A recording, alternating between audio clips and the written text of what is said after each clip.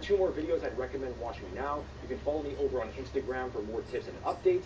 Don't forget to subscribe and turn on notifications, and I will see you in the next video.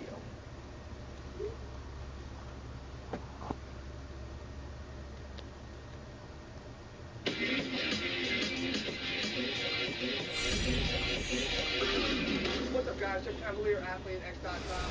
Today we're going to talk about the bench press, classic exercise.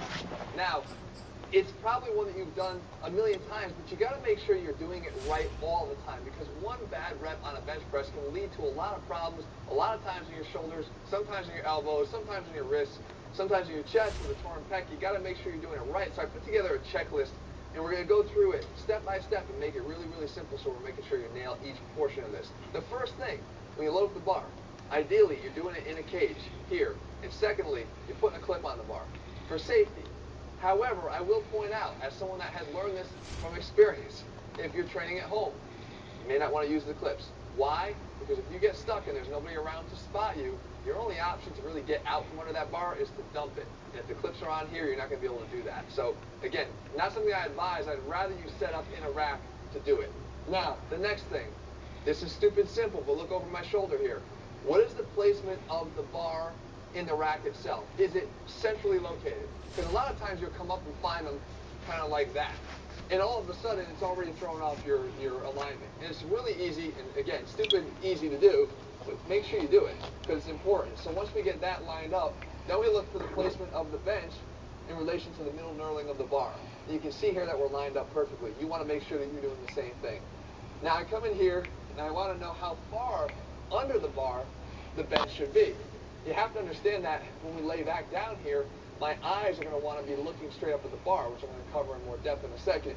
So in order to accommodate that, I have about this much room between the top of my head and my eyes. So it should be at least that much room beyond the bar with the bench so that it can accommodate my head. So I'm leaning my head off the back, which I've already done.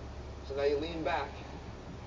Now we sit here and we position ourselves now under the bar. So now come up on top, and you can see, as far as the bar in relation to my body on the bench, you literally want to be staring right up at the bar. And you can see that my eyes are literally lined up with the bar in this position, so that it sets up my lift-off position, which I can explain more from the side here.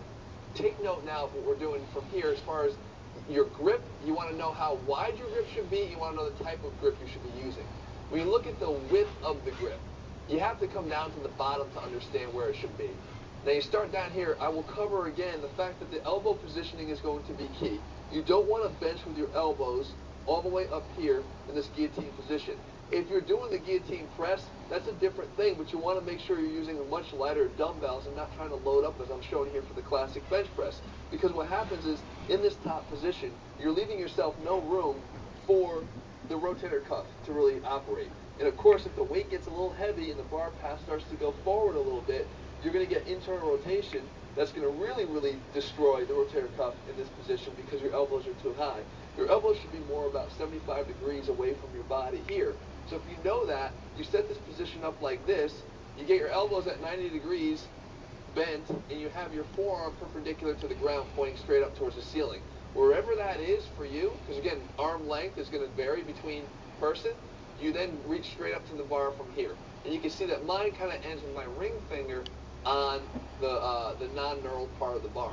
So that's what my width would be, so that when I'm at the bottom, I have a fully supported bar with my forearm pointing and supporting the bar underneath. Which brings us to the next question, the grip itself. What is the right grip? There's a thumbless grip that some people will use because they want to look cool when they do it, and that's all set. But what happens if the bar slips out of your hands forward? You're in trouble. So what you want to do is you always want to have your thumb wrapped around the bar, but how you approach the bar is really important for getting that right. If I come down, which a lot of times people will do, they'll come this way. Okay, I just said my ring finger is where I need to be. I come this way and I grab the bar, and then I go and I grab around, or I grab this way, around my thumb, whichever's more comfortable for you. This is stronger. But if I come this way, the issue is that the bar is too high on my fingers, so now when I lift off, automatically the bar is going to roll backwards, and look what I've done to my wrist. So now I don't have the support of my forearm under the hand anymore. The bar is about 2-3 inches behind that, and it weakens my pushing power, and it also increases the likelihood that I'm going to screw up my wrist. So what I want to do is I want to come from underneath. So if I come from underneath, now the bar is lower in my hand, and I can wrap around to the right position. But now you can see when I lift off, I have a fully supported bar because my forearm is now directly underneath this, and I'm using the support and the strength of my bones to actually allow that to happen.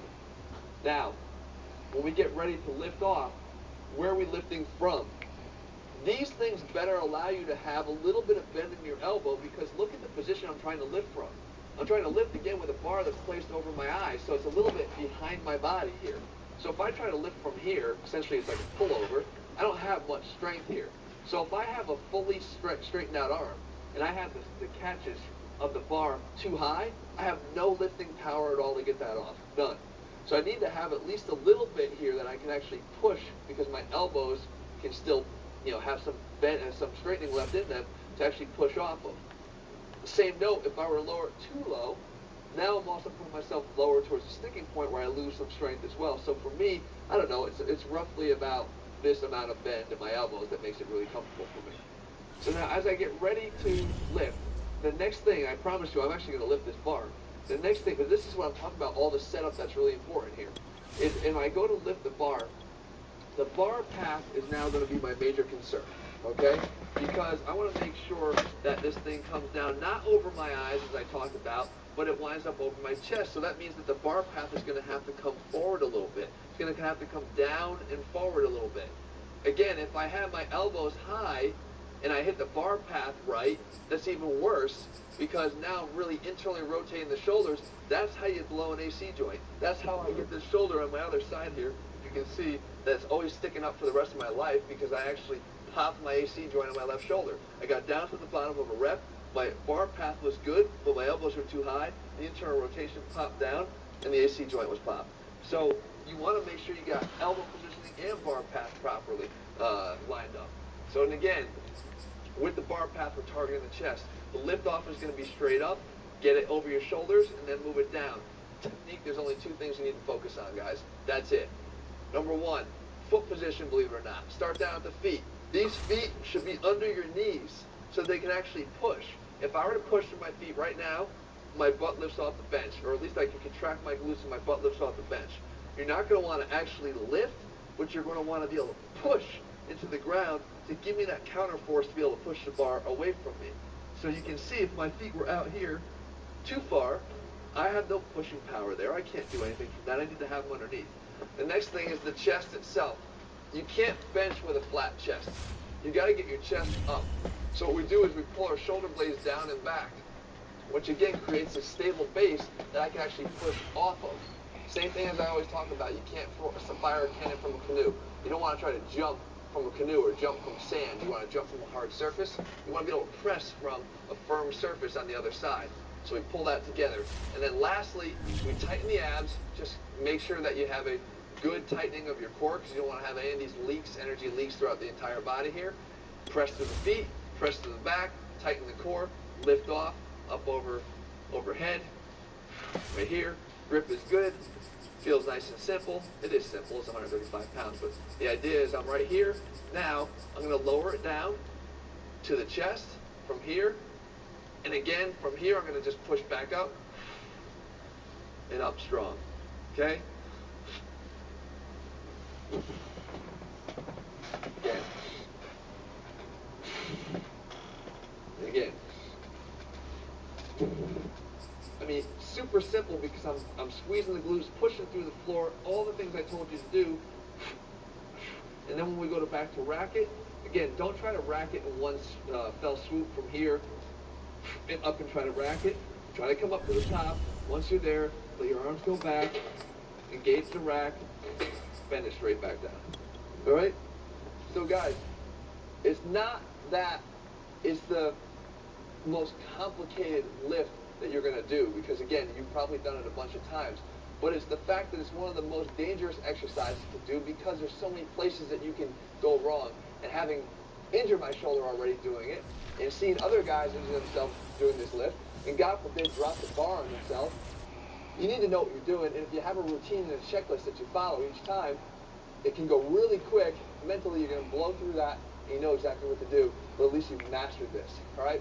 Guys, put the science back in strength, because it's important. all these angles and all these little details, they do matter. They matter to not only the performance staying safe in the gym, but more importantly, the gains that you see from doing the lift. If you do it right, you're going to see that your performance on this lift will go right through the roof. As a matter of fact, maybe you're missing some of these points. When you do what I just said, you might see your bench press increase by a lot of weight in just a short period of time. Guys, if you're looking for a complete step-by-step training program that doesn't overlook the little things because they all matter, head to athletex.com and get our Athletex training program. In the meantime, if you found this video helpful, I know it's comprehensive, but it's worth it. Leave your comments and thumbs up below. I'll be back again in just a few days to do the videos that you want me to cover. Tell me what else you want me to cover. If you want me to break down another lift, I'll do that as well. All right, guys. See you.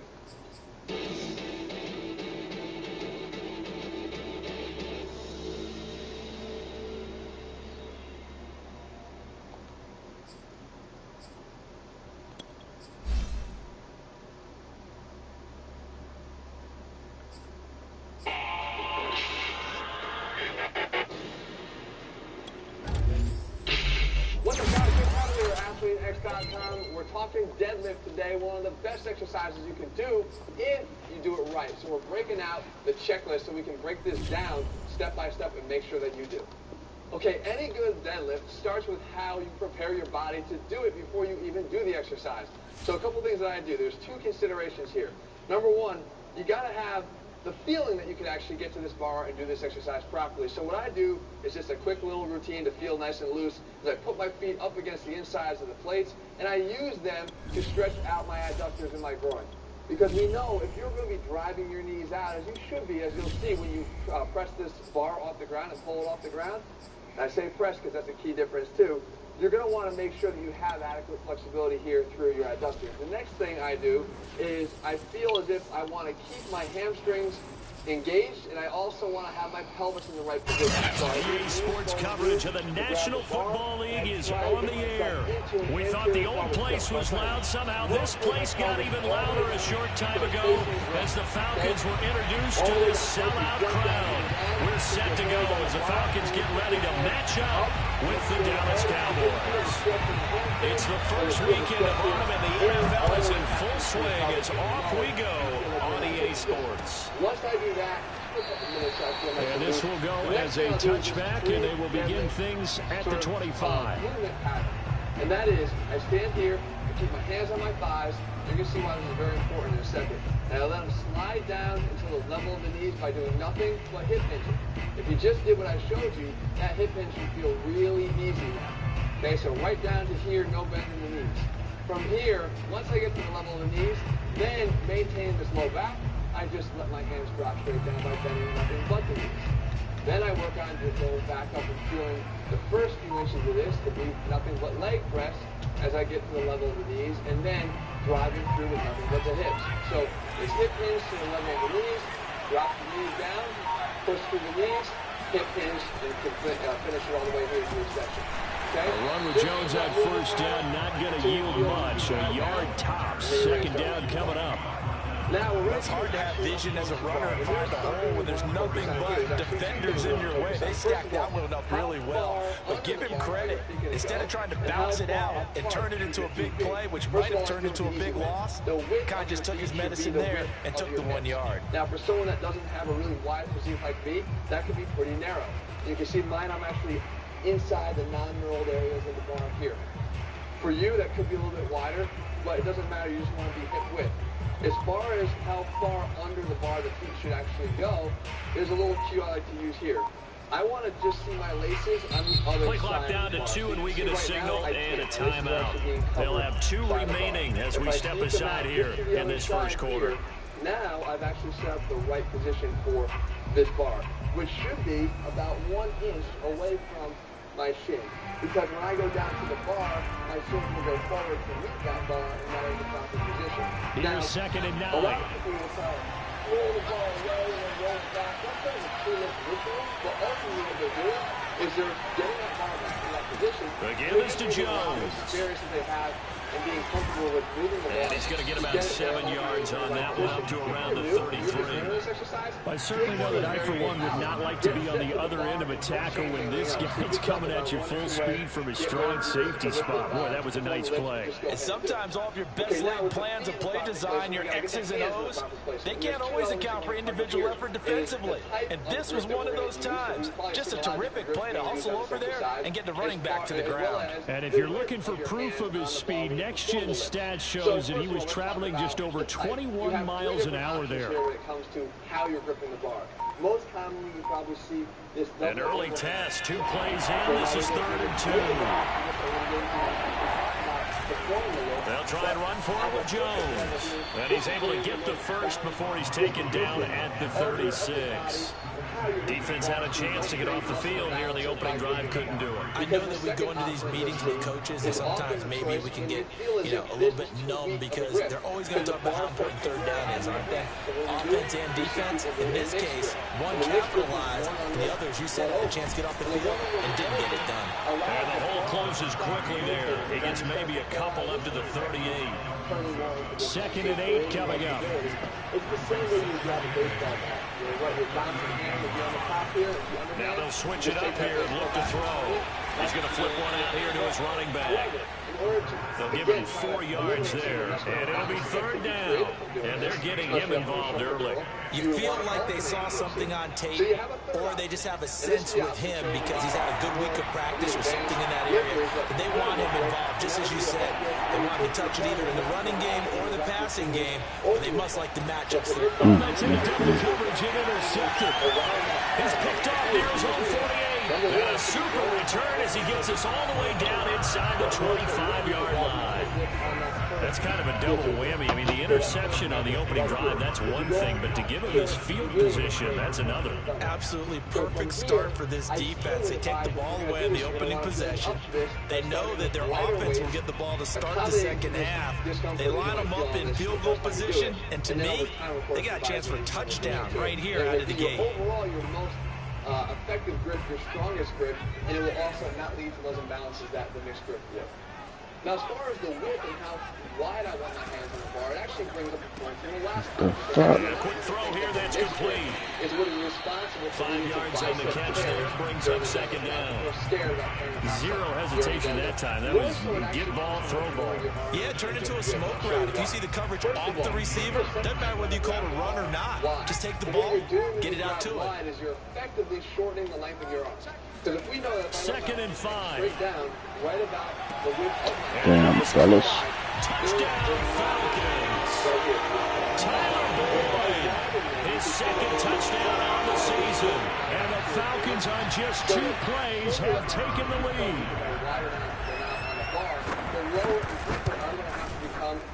Extra point right down the middle. And it's now a 7-0 My fault.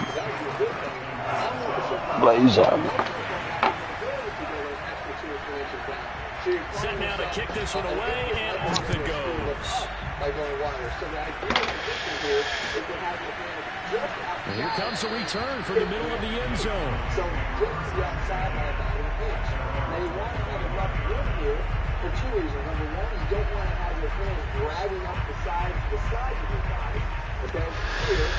About set for this next drive by the Cowboys offense. And following the interception, we'll see what they can put together on this drive. I'm here, my old college coach right now. He always used to tell us before every game, the team making a few mistakes will win. What they're hoping is that that last mistake is their only one of the game. Coaches, that's all they talk about, turnovers, right? Minimizing those and maximizing opportunities.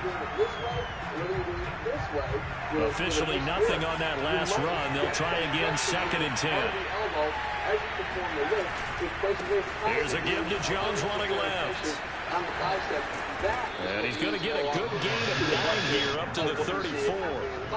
And there we saw one of the downsides of blitzing during a rundown because sometimes you get out of your gaps. You don't fit the run quite as well because you're headed towards the ball carrier with abandon. So we can actually become more efficient by just letting the arms hang straight down, keep the tension all the way through here, even though it's heavy set out there on 3rd and 1. Okay, we got the place, we got the hands in place, now we're going to get our body in place. If you follow that point, Give to Jones. Damn, fellas. God damn. And a loss of 3 to bring up 4. Here's A.J. Cole now to punt this one away. And he punted 3 times in the loss last week as he sends this one away. That'll be put in the books as a 53-yard punt. And the Falcons will be taking over 1st and 10. So from here, chest goes out, hips go down. The Atlanta offense out there for their next drive. Now they'll be looking to duplicate the efforts of drive number 1 that resulted in 7 points in the 7-zip lead. Well, you know how much I enjoy horse racing, right? Looks like they caught a flyer out of the gate, as they would say when you run into big-time races. It means they get out to a fast start. They're setting the pace, making the other team chase now. The positions of the low back be flat. You don't want that rounded low back. Don't worry about how angled your torso is to the ground. As long as the low back is in the right position. 2nd and 9 now. He's got his man on the crossing route. And he almost Damn, he just ran from the yard shy. Get out of It's here. almost as if they didn't leave the field after their first drive. They picked right up where they left off. Another good throw there. And this offense, humming here in the early going. With this exercise, it has to start with a push of your legs off the ground and pull your hands at the level of the knees. So if you go back to that warm-up that I was showing you, grooving that pattern, that's exactly what we're trying to do. I'm going to show you why. On 1st down, he'll drop to throw. From the ground to the knee and to the knee. He gets this one to Boyd. We've seen quite a bit of the short passing game here early on 1st quarter, haven't we? We have, and I think it works a couple of ways for this team because, number 1, you throw the short game until they stop it. And if they're not going to stop it, you keep throwing it, and occasionally you break a tackle and turn it into a bigger game. Also, if they start to creep up, start to pressure receivers, now you go over the top, take it deep, and now you get some of those big shots downfield. But from here to here, you're doing all the initiation and the push of your legs. Here's 2nd and a yard. Yeah, and I talk about all the time why this is extended leg press, because the mechanics are the exact same. If my hands were down here on the handles and my feet were on pushing the plate and I push away, all that is happening right there from the legs. Okay, I do not bring my body closer to my thighs in order to feel like I'm pushing. Back to throw here. Catch the motherfucking ball, cuz. What is you doing? Batted down and incomplete. That's a nice job there because you got the ball, got the man when in coverage. That'll keep you away from a lot of needless penalties. He's able to knock that one away.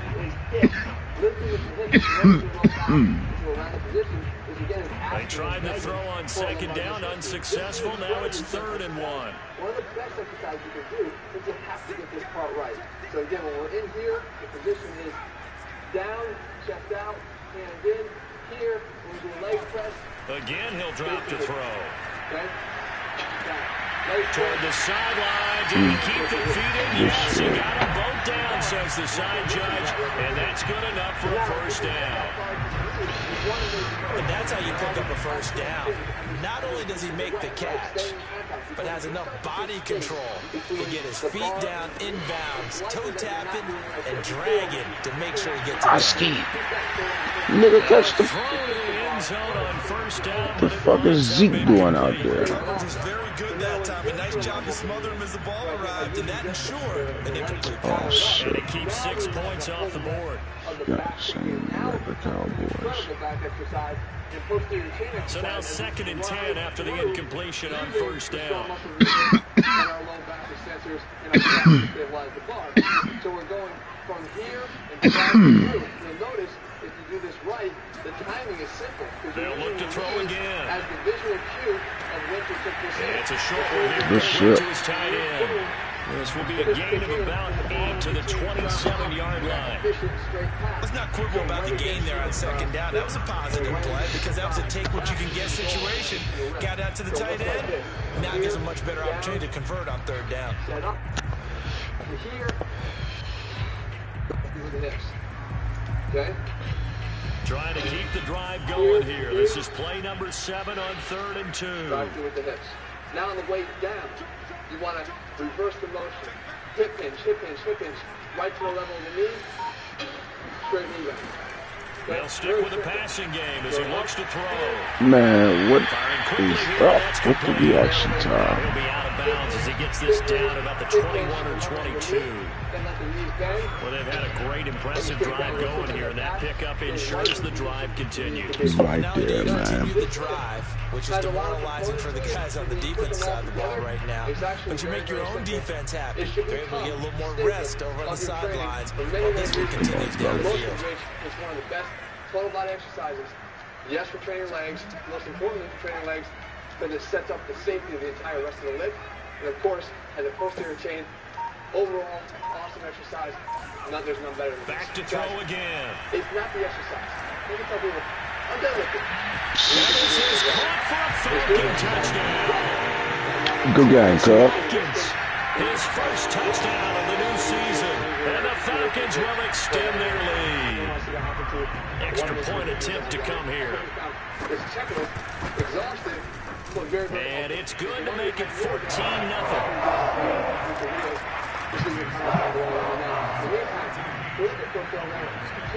The kickoff team on the field now as they will send this one away.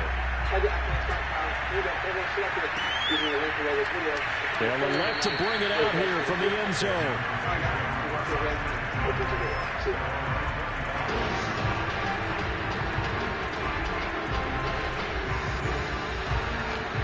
About set for this next drive by the Cowboys offense.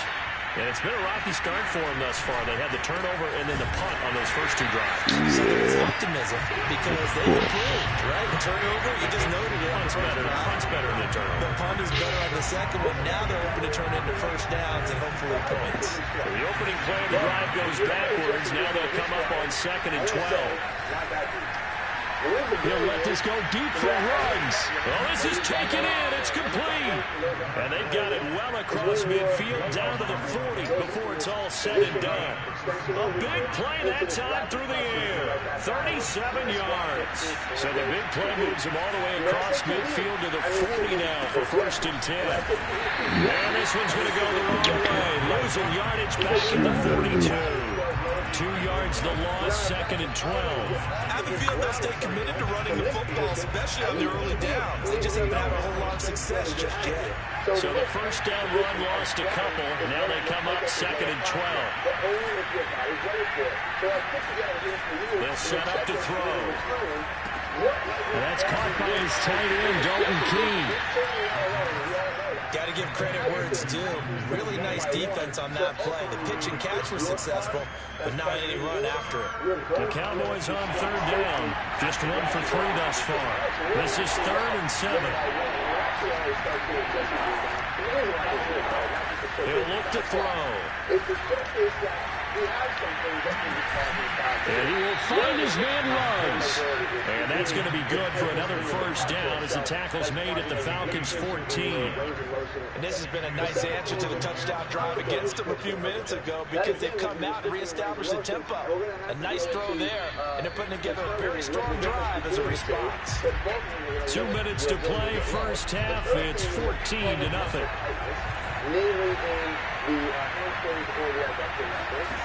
Back to throw now on 1st down. And this is going to be intercepted. Snags it for the pick. Good deal. And a big turnover there as his guys will get the football back. And the Falcons are going to take possession here. It's a touchback, and they'll take over. I'm about to get this motherfucking ball back. About set to begin their next drive, the Falcons offense at the line.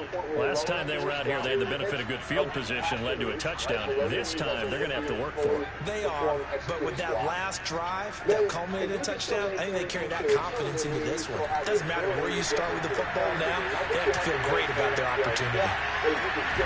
And here's a throw taken in by Boyd. And he's taken down, but able to slip across the 35. Right after the turnover, they come out throwing. And that means it's a sudden change situation. We used to practice it on defense. Sudden change, get out there, stop the offense.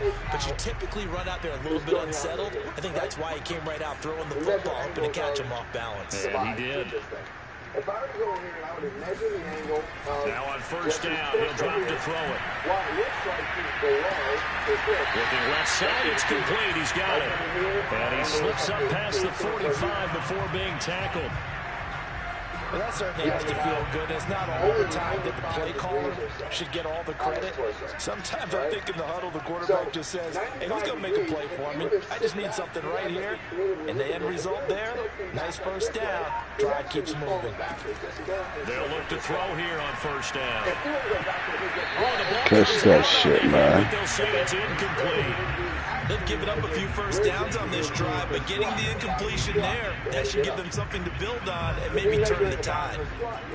An incomplete pass on first down. That leads to a 2nd and 10. Here about 131 degrees. Okay, so 131 degrees of flexion here to get down. Now, the normal range of motion for a hip is around the 120, 125. If I have to get him back in that position and recreate that, he can't stay up here like this. They'll set up the throw. And he'll be hit as he releases it, and that'll fall incomplete. It certainly didn't appear that that's where he wanted to go with the ball initially, so he tried to get something out of it by dumping it off to his running back unsuccessfully. It's all gone. He doesn't have the ability to do that anymore. So we can't rule out those other issues. He could be having... So back-to-back incompletions, and that has him staring at a 3rd and 10. We could be dealing with a hip fracture mobility issue. We could be dealing with an anatomical restriction. We could be dealing with pelvic muscle tightnesses. Now, here's the thing. If you try this test, you're able to get down here and back to throw. And the Cowboys pressure gets there. That's time for the sack. The Cowboys going to use their 2nd timeout now, as the stoppage will come with 23 seconds to go till halftime. Now on 4th down, on is the punt team sending this one away. And this ball's going to be down now right at the 10-yard line. Good spot. Absolutely love the flexibility of these punters. Their leg drive, able to get it way up in the air, and that allows the punt team to get down there and down it inside the 10 because they've had some time. Now, normally we're looking for at least 120 degrees. 90 would be there. We want about 120 degrees of flexion. About set for this next drive by the Cowboys offense. And they will not really have time to do much of anything. 15 seconds, all that remains before halftime. Trying to shake off the interception from the last drive. He'll look to throw. He's going deep for Brown. And all the way down to the 35. Wow. And this offense going to elect to burn a timeout with 5 seconds remaining in quarter number 2. So even though it's first down, here's the field goal unit on now to try to get 3 before halftime. Will be spotted on the right hash, a 52-yard attempt. And Lambo will put this one through, and they will get themselves on the board here at 14-3. So they do get the 3 points before they hit halftime, something to build on maybe. Yeah, go ahead and raise the banner, right? Wave the flag, that's good. Got points, and now, as you said, they've got something to build on as they get ready for the second half. Fielded just outside the goal line. So we are at halftime here in Atlanta with the Falcons out in front. Shit, I'm happy with that effort at the end of the motherfucking half. Good game, fellas. We're just about set to get back to it. Both teams making their final adjustments, and we'll head back to Atlanta and rejoin Brandon and Charles. Should have been sad 10 points.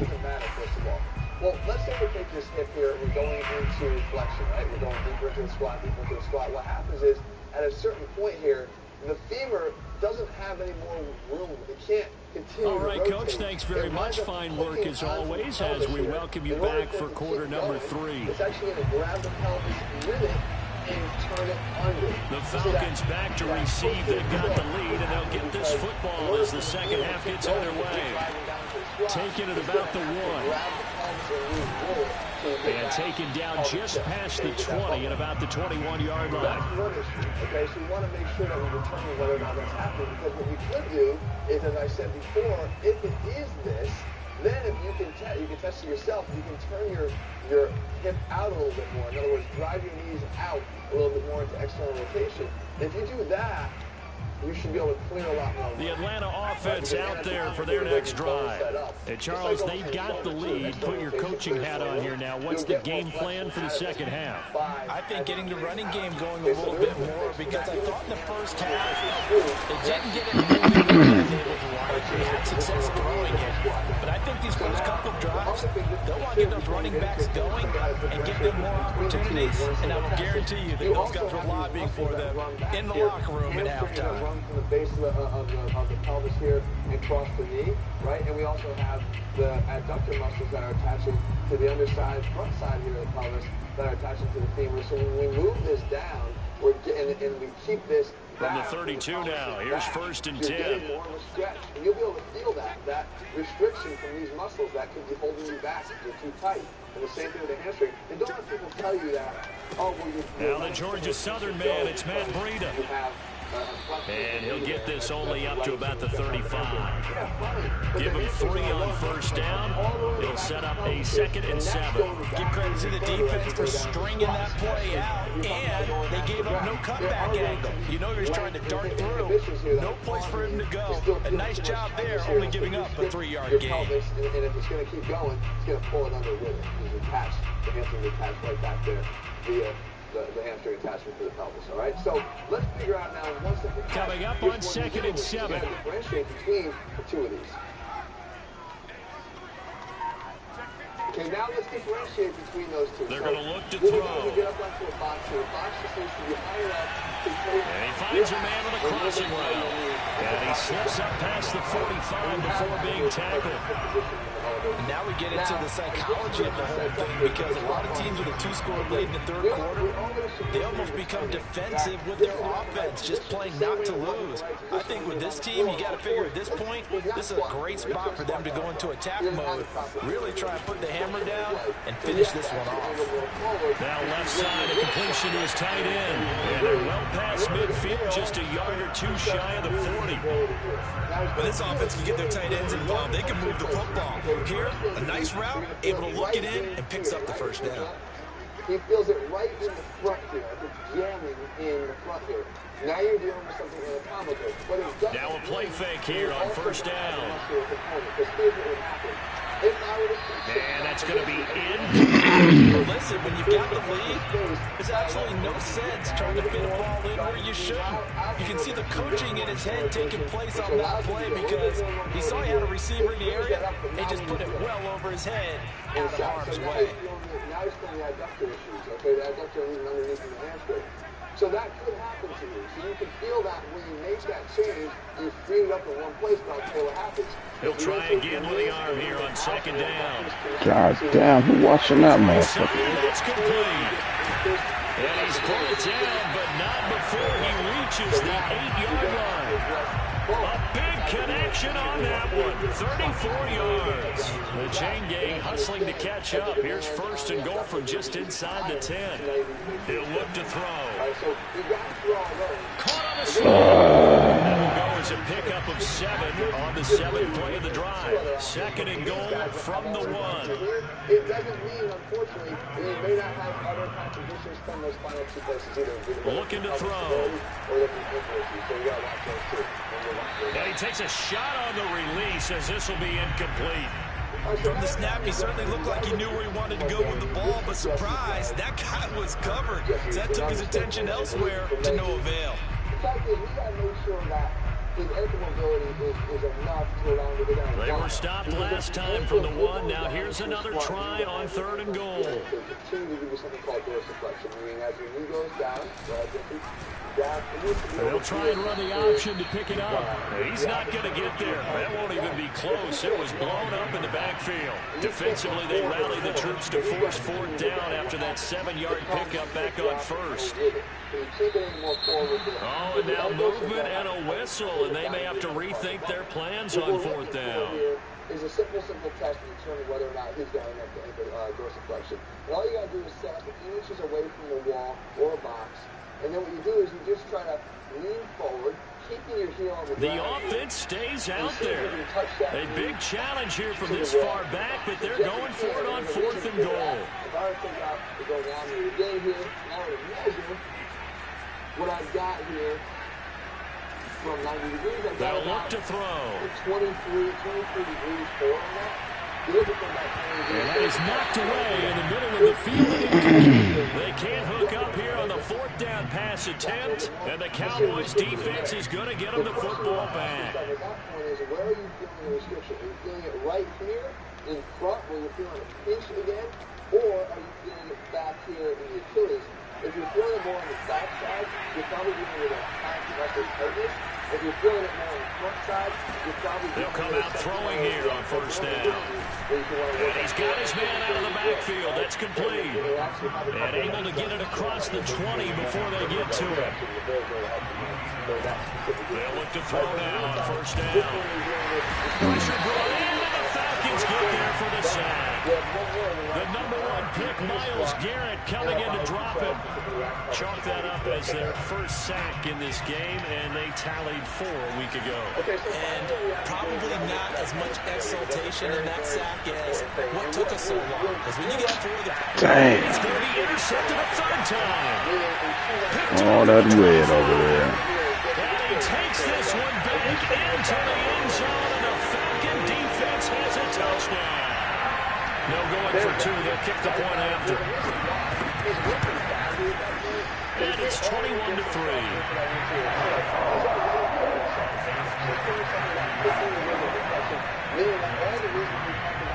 So they'll get another shot on offense following that pick 6. And now the kick is away. We'll see a return here from the end zone. And what you're going to do is you're going to put yourself not in so much exaggerating to your elbow, but to get yourself tucked under a little bit more by squeezing the glutes. The thing that the squeezing the glutes does is it actually does 2 things. Number 1, it about set for this next drive by the Cowboys offense. They'll try and get the running game going with Jones. And he's going to be dropped following a pickup of 7 past the 30 to the 32. Getting had a ton of success here so far, but you get the feeling that he might be on the verge of popping one. Yeah, even on that one, there was a little bit of a hole, but it closed there quickly at the end.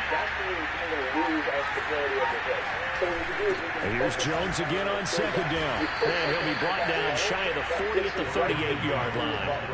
Well, they certainly haven't been able to get him going and establish the run, so I think it's time to abandon that plan and start chucking it all over the park. And you know who's excited about that?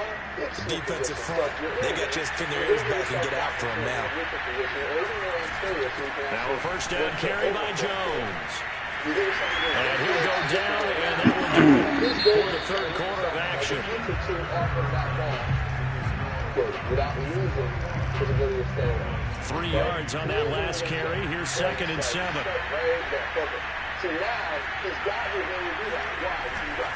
They'll run it with Jones. Trying to find a lane, but instead he'll get back to the line of scrimmage. And no more. No gain on the play, and it's going to bring up a 3rd down. A stable pelvis. For the same reason that it works when you do this, if you're going to jump, you want to be able to jump off of something solid. The same, because you need stability from below. They'll look to throw here. Look at this shit. Intercepted for the 4th time today. Picked off by Mike Hilton. And they will be set up now as he brings this thing all the way back inside the 20. Well, you just kind of feel for him right now. 4 interceptions, and you can almost see through his face mask. And there's a lot going on in between the ears. There certainly is, and probably way too much, because now he's probably doubting himself a little bit, wondering what adjustments he has to make. But here's what he needs to do. Get through this game. Go to the press conference. Meet it head on. Almost let that slow motherfucker dip on us. Shoulder what happened today, and you'll be ready for the next game. And if he can do that as a rookie, that's a great sign of maturity. A 3-yard loss to start the drive. They'll look to make that up and then some on 2nd and 13. And the fact is, squatting after grass is a fundamental requirement of our bodies. However, on play action, they'll throw. It takes just a few minutes to go through the step-by-step instruction here. You'll see whether or not a hit as he throws there, incomplete. Well, we always talk about how you've got to be quick when you go through your progressions, and here's another prime example. Trying to look downfield, he was standing in the pocket, but just couldn't find anyone open, could he? No, not enough time. They hit him and forced that incompletion. Now on 3rd and long, they'll look to throw. throw. Throw for Boyd, but it's intercepted. Picked up by a Fitu Melifonwu. And the Cowboys are going to get the football here as he gets this up past the 20-yard line. 3rd and long that time. He was trying to make something happen, but a little too risky. Well, the field tilted on him, and what I mean by that is what you said, 3rd and long. Got to push it downfield to try and pick up the first down. Defensive backs live for this situation, and they took advantage of the young man right there. A throw left side to start out. That's complete. And he'll get this up to the 34-yard line. I can put my defensive cap on right now, and I know they're saying don't give up any big plays now. They've controlled this game throughout, and all they want to do is see it through to the end. I think they let their guard down a little bit with that last completion. Sometimes when you're trying not to give up bigger plays, you don't react as fast as you should. And the Falcons get there. The Falcons get the sack. Down it goes. Myles Garrett picks up his 2nd sack of the afternoon. Ever since I posted the video a few weeks back, actually 2 in a row. So now 20 yards to go on 2nd down after the sack. Work to be done.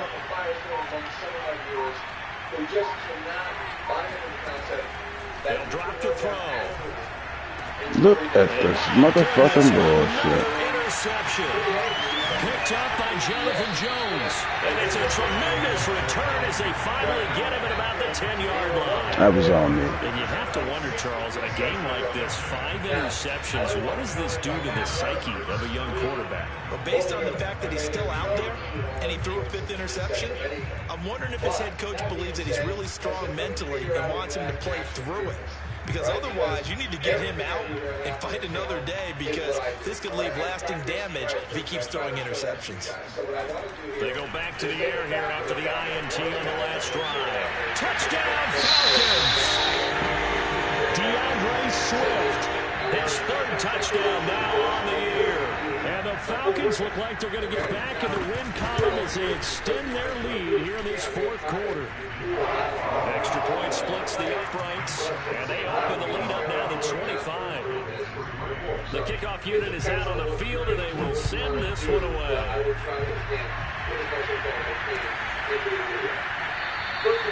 And this will not be brought out. It's a touchback.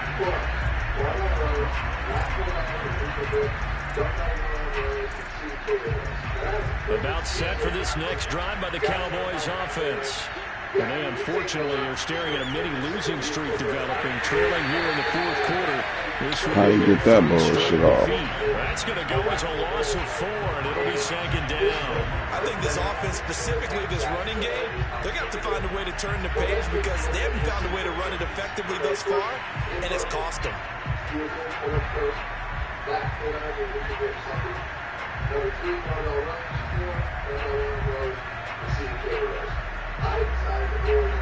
Well, the first play of the drive lost 4. Now they'll look to move it forward here on 2nd and 14. Now back to throw.